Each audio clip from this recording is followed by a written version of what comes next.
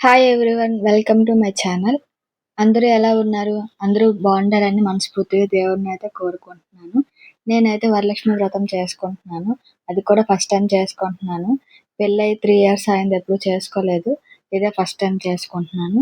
పెళ్ళికి ముందంటే అమ్మ వాళ్ళ ఇంటి దగ్గర 5 రకాల వంటలు చేసి పళ్ళు కాయలు పెట్టేసి దేవుడి దగ్గర అంతవరకు మాత్రమే నాకు తెలుసు.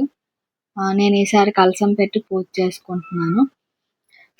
పేటకి పసుపు రాసి బొట్లు పెట్టి బియ్యం పిండితో ముగ్గు వేసుకోవాలి. ముగ్గు వేసుకున్న పీట మీద ఒక క్లాత్ పరుచుకొని దానిపైన మన దగ్గర ఉన్న విగ్రహం కానీ పటం కానీ పెట్టుకుంటాము.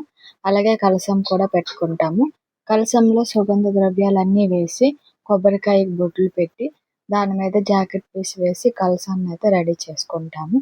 కలశానికి ఒక పసుపు కొమ్మును కూడా కట్టుకుంటాము. నేను ఈ వరలక్ష్మి వ్రతానికి చిన్న కాసు అయితే తీసుకున్నాను. అది కాసేమో పసుపు దారిలో వేసుకోవాలి, లేదంటే వైట్ దారం ఉంటుంది కదా, దానికి పసుపు రాసుకొని దాంట్లో వేసుకొని ఆ కలశానికి అయితే అలంకరించుకుంటాము. కలశానికి పూలు పెట్టి నీట్గా అలంకరించుకుంటాం. మనమైతే ఎలా ముస్తాబు అవుతామో సేమ్ లక్ష్మీదేవిని కూడా అలానే ముస్తాబు చేసుకుంటాము. నేను తయారు చేసుకున్న గాజుల దండ కూడా పటంకి వేసుకున్నాను. బెంగళూరులో విగ్రహాలు పెట్టుకుని చాలా బాగా చేసుకుంటారు.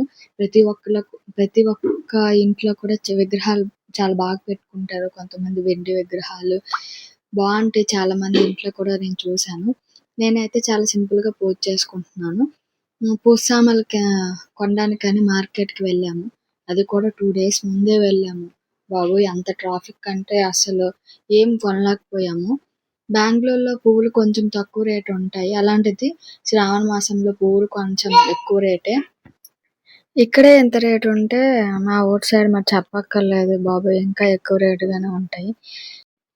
దేవుడికి కాబట్టి మనం ఎంత రేట్ అయినా మరి పువ్వులు కొంటాం, తప్పదు మరి. పూజలో స్వామివారిని కూడా పెట్టుకున్నాను.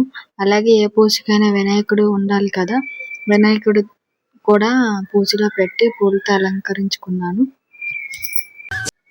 ఏదో నాకు తెలిసినట్టుగా ప్రసాదాలు చేసుకున్నాను 5 రకాలు. అలాగే అమ్మవారికి వడపప్పు పానకం కూడా పెట్టుకున్నాను. అమ్మవారికి చూపించడానికి ఒక చీర, జాకెట్ పీసు, గాజులు పెట్టి తాంబూలం అమ్మవారికి పెట్టుకున్నాను. అలాగే ముత్తైదువులకు కూడా తాంబూలం రెడీ చేసుకొని పూజలో పెట్టుకున్నాను. 5 రకాల పండ్లు కూడా పెట్టుకున్నాను. అన్నీ రెడీ చేసుకొని పూజ అయితే స్టార్ట్ చేశాను.